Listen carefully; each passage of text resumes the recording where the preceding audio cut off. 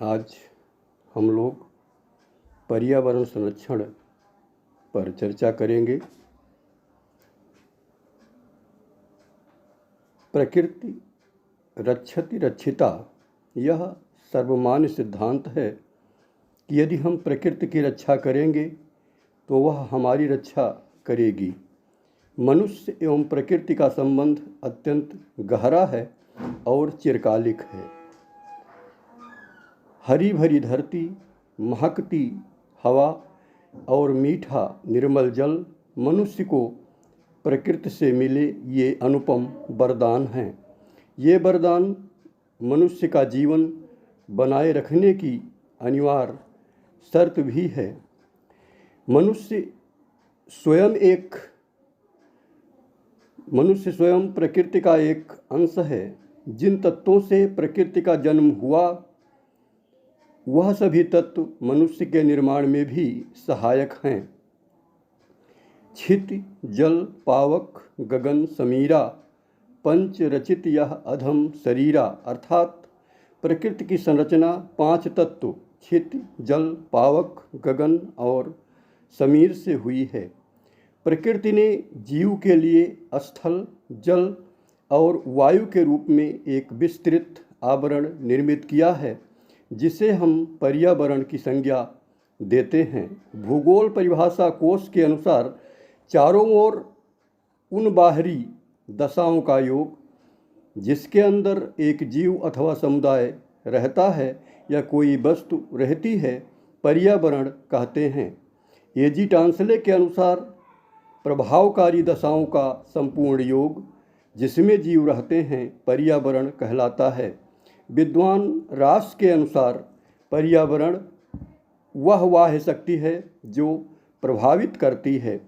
भूगोलवेत्ता Dudley stamp के अनुसार पर्यावरण प्रभावी दशाओं का ऐसा योग है जो जीव के विकास एवं प्रकृति को परिवर्तित तथा निर्धारित करता है। हर्षकोविट जी के अनुसार वातावरण उन सब बाहरी दशाओं और प्रभावों का योग है जो प्राणी के जीवन और विकास को प्रभावित करता है। संक्षेप में हम कह सकते हैं कि पर्यावरण में वे सभी प्राकृतिक एवं मानव निर्मित कारक सम्मिलित हैं जो चारों ओर से घेरे हुए हैं और प्रभावित करते हैं। विडंबना यह है कि जैसे जैसे मनुष्य ने प्रगति की और विकास की सीढ़ियाँ चढ़ीं, वैसे वैसे वह प्रकृति से दूर होता गया। आज प्रकृति प्रदत्त जीवनदायी वायु और जल प्रदूषण के कारण जीवन घातक बन रहे हैं। प्रकृति को नष्ट करने वालों के बारे में कहा गया है, काला धुआं उड़ाने वालों, जल को जहर बनाने वालों, जल्दी सोचो समझो वरना सारा खेल बिगड़ जाएगा। प्रकृति उजड़ जाएगी तो जीवन बहुत पिछड़ जाएगा। प्रकृति के सानिध्य में व्यक्ति के भीतर काम मौन जागृत हो उठता है। इस मौन को प्रकृति के नियमों से साधना अत्यंत शांतिदायक होता है। इस अनुभूति से हमारी शिथिल और सामान्य बुद्धि, विवेक, दृष्टि सबके जीवन के बारे में उत्कृष्टता से संवर जाती है।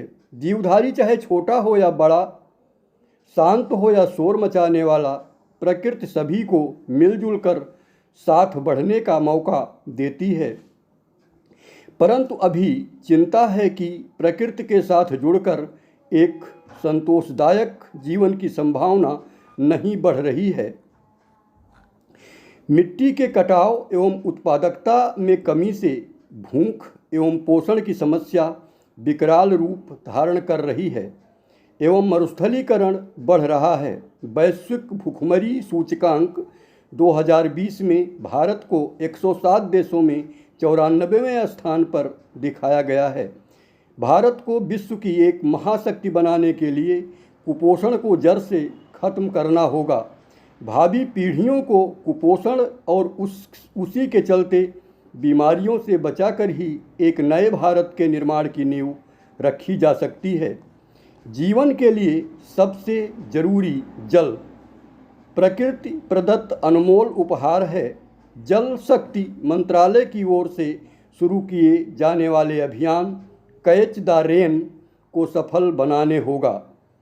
इस अभियान का मूल मंत्र है, जब भी पानी जहाँ भी गिरे उसे बचाना है।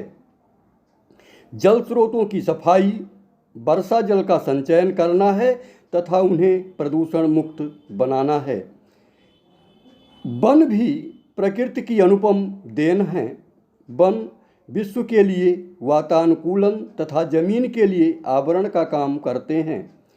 वह भूमि संरक्षण को रोकते हैं, जल का संचयन करते हैं, हरित गैसों को सोखते हैं, जलवायु परिवर्तन एवं वैश्विक तापमान में कमी लाते हैं, सूखा, अकाल, बाढ़ की विभीषिका से मुक्ति दिलाते हैं।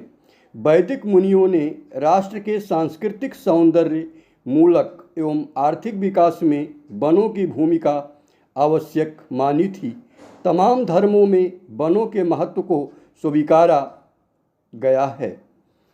अथर्ववेद का ऋषि वनस्पतियों को सुकून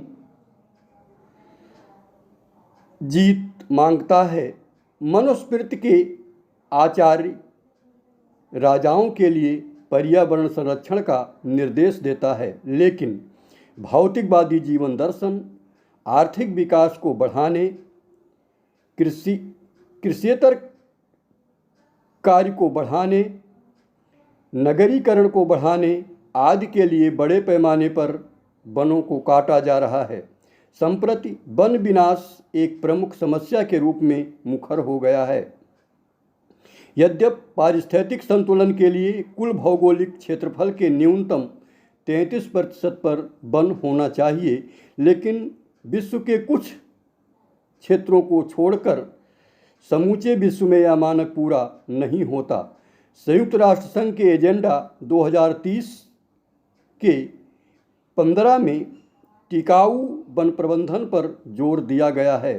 गरीबी, भूखमरी, बेकारी, बीमारी, विषमता एवं शोषण से मुक्ति पाने के लिए हमें देश को हरा भरा बनाना होगा तथा वनवासियों को निराशाओं एवं नकारात्मक सोचों से निकालकर आगे बढ़ने का पूरा मौका देना होगा।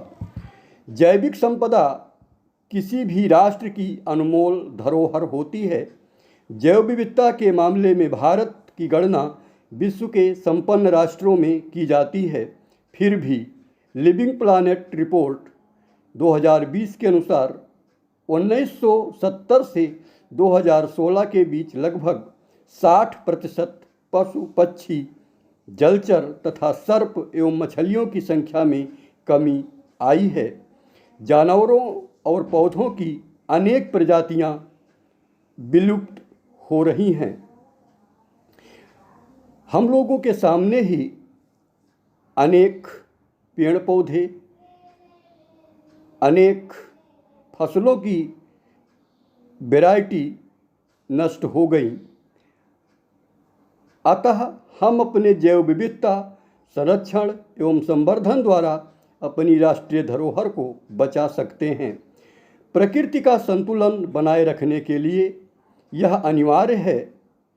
हमें पर्यावरण के सामने मौजूद चुनौतियों से मुंह नहीं मोड़ना चाहिए।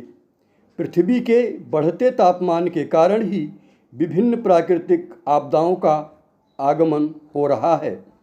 धरती के बढ़ते तापमान को रोकने के लिए हमें निम्नलिखित उपाय अपनाने होंगे। जीवाश्म ईंधन के उपयोग में कमी, अर्थात 2050 तक कार्बन रहित विकास का लक्ष्य अपनाना। अक्षय ऊर्जा स्रोतों को अपनाना होगा, जैसे सौर ऊर्जा, पवन ऊर्जा, हाइड्रोजन आदि। पेड़ या वनों का संरक्षण करना है। अधिक वृक्षारोपण तथा वनों को आग से बचाना भी हमारी प्राथमिकता होनी चाहिए।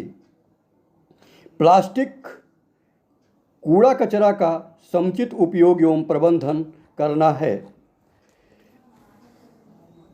यहाँ पर एक चित्र है प्लास्टिक वेस्ट, इसका कलेक्शन, ट्रांसपोर्ट, सोर्सिंग और न्यू प्रोडक्ट्स।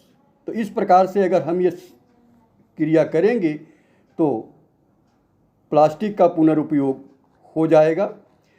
आज पर्यावरण की चिंता करते हुए बार बार ध्यान जा रहा है कि कोविड-19 महामारी ने जीवन तथा जैविकी पर गहरी चोट की है। आशंका है चमगादड़ जनित यह सारे महाद्वीपों तक पहुंच गया है। अमेरिकी, यूरोपीय देशों में भी इसने नाक में दम कर रखा है, जिन्होंने विकसित राष्ट्र होने का तमगा पहन रखा है। इस घड़ी में हमें पर्यावरण संरक्षण के संकल्प एवं संयम दोनों पर खरा उतरना होगा। कोरोना जल्दी चला जाए तथा निकट भविष्य में दूसरी महामारी ना आए, इसके लिए हमें जंगली जानवरों से दूरी बनाकर रहना है। उनके मांस खाना तथा उन्हें पालतू बनाने की आदत का त्याग करना जरूरी है।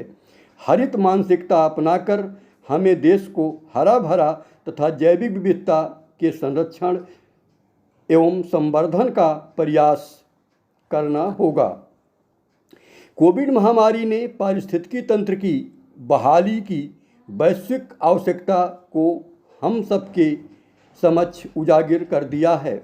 लॉकडाउन के दौरान हुए अनुभवों ने यह सुनिश्चित कर दिया है कि शहरी वायु प्रदूषण का मुख्य कारण मानव द्वारा संसाधनों का अत्यधिक दोहन, जैसे वाहनों का कार्बन उत्सर्जन व औद्योगिक गतिविधियां रही हैं। लॉकडाउन में मानवीय गतिविधियों के काफ़ी हद तक सीमित रहने के कारण दुनिया भर के शहरों की वायु की गुणवत्ता में काफ़ी सुधार आया है। जल प्रदूषण, वायु प्रदूषण तथा ध्वनि प्रदूषण में भी पर्याप्त गिरावट देखी गई है। यह परिस्थिति हमारे सामने एक उदाहरण है कि अगर हम संसाधनों के विवेकपूर्ण उपयोग तक सीमित रहें तो हमारे लिए पारिस्थितिकी तंत्र की बहाली का लक्ष्य संभव है। संयुक्त राष्ट्र संघ ने पारिस्थितिकी तंत्र के क्षरण को रोकने और इसके पुनरुद्धार की दिशा में सभी महासागरीय व महाद्वीपों के लिए पुनर्कल्पना, जिसे रीइमेजिन कहते हैं, पुनर्सृजन, रिक्रिएट, पुनर्स्थापन, रीस्टोर अर्थात 3R का नारा दिया है। 3R का मतलब रीइमेजिन, रिक्रिएट और रीस्टोर है और मौजूदा दशक को इकोसिस्टम रीस्टोरेशन के दशक के रूप में घोषित करने का लक्ष्य है। ऐसे में देश के सभी शिक्षण संस्थानों की महती जिम्मेदारी है कि पर्यावरण और सतत जीवन से संबंधित मुद्दों के बारे में जागरूकता फैलाएं। सभी जीव जंतुओं का अस्तित्व बनाए रखने के लिए, भावी पीढ़ियों को समृद्ध एवं खुशहाल जीवन प्रदान करने के लिए, प्राकृतिक आपदाओं व बीमारियों से बचने और विकास का सही व दूरगामी लाभ जन जन तक पहुँचाने के लिए पर्यावरण की सुरक्षा बहुत जरूरी है। अब पर्यावरण को संजोकर रखने का संकल्प लेने का समय आ चुका है। एक वैसा ही दृढ़ संकल्प हमें फिर से लेना होगा जो कभी हमारे पूर्वजों ने लिया था। ऐसे संकल्प से हमारे स्वस्थ जीवन का मार्ग प्रशस्त होगा और हमारी आने वाली पीढ़ी अमन चैन से रह सकेगी। हमें यह हमेशा याद रखना होगा कि हमारा पर्यावरण सुरक्षित रहेगा तभी हमारा अस्तित्व सुरक्षित रहेगा। पर्यावरण संरक्षण एवं संवर्धन किसी एक व्यक्ति या संस्था की जिम्मेदारी नहीं है, अपितु समाज के हर एक व्यक्ति को पर्यावरण पर पड़ रहे दुष्प्रभावों से सबक लेते हुए अपनी आने वाली पीढ़ी को स्वच्छ पर्यावरण प्रदान करने की नैतिक जिम्मेदारी को समझना होगा। पर्यावरण की शिक्षा केवल स्कूल, कॉलेजों, विश्वविद्यालयों तक सीमित न रखकर इसे व्यापक रूप में जनजागरण अभियान के रूप में चलाने की ज़रूरत है। हमें सबको यह बताना है कि प्राकृतिक संसाधनों का संरक्षण लोगों की जीविका से जुड़ा है। पर्यावरण का बिगड़ना गरीबी, भूखमरी, असमानता, बेरोजगारी बढ़ाता है, क्योंकि उनके जीवन यापन का साधन सीधे प्रकृति से जुड़ा है। जमीन बिगड़े तो किसान मिटा, पानी कम हुआ तो मछुआरा मिटा, नदी तालाब सूखे तो गांव मिटे। हमें देखना चाहिए कि प्रदूषण ने भी महामारी के खिलाफ हमारी लड़ाई को कमज़ोर बनाया है। इसमें कोई शक नहीं कि प्रकृति के संरक्षण से हमारी ज़्यादातर समस्याओं का निदान संभव है। राष्ट्रकवि रामधारी सिंह दिनकर ने लिखा है, प्रकृति नहीं डरकर झुकती, कभी भाग्य के बल से, सदा हारती वह मनुष्य के उद्यम से, श्रम जल से। आज सारा विश्व प्रकृति के साथ निर्भरता को सुदृढ़ करना चाहता है। अमेरिका पेरिस जलवायु समझौते में वापस आ गया है। ब्रिटेन जैव विविधता बढ़ाने में सबसे आगे है। भारत इंटरनेशनल सोलर अलायंस द्वारा सौर ऊर्जा के उत्पादन बढ़ाने में विकसित देशों की मदद कर रहा है। संयुक्त राष्ट्र पूरी ताकत से सतत विकास द्वारा विनाशकारी समस्याओं का समाधान निकालने में व्यस्त है। शेक्सपियर ने लिखा था कि प्रकृति का हल्का सा स्पर्श बना देता है दुनिया को एक। एजेंडा 2030, सतत विकास, पेरिस समझौता 2015, जलवायु परिवर्तन, मरुस्थलीकरण को रोकने तथा जंगली जानवरों के समुचित प्रबंधन में हम प्रकृति तथा मानव दोनों की सुरक्षा निश्चित कर सकते हैं। इसी में हमारा भविष्य निहित है। स्पष्ट है कि हम सबको पर्यावरण संरक्षण पर विशेष ध्यान देना है। इसके लिए हम अपने कार्यों को थोड़ा सूझबूझ से करें और अपनी जीवन शैली में प्रकृति को सम्मिलित करें, तभी हम सतत विकास के लक्ष्य पर पहुंच सकते हैं। धन्यवाद।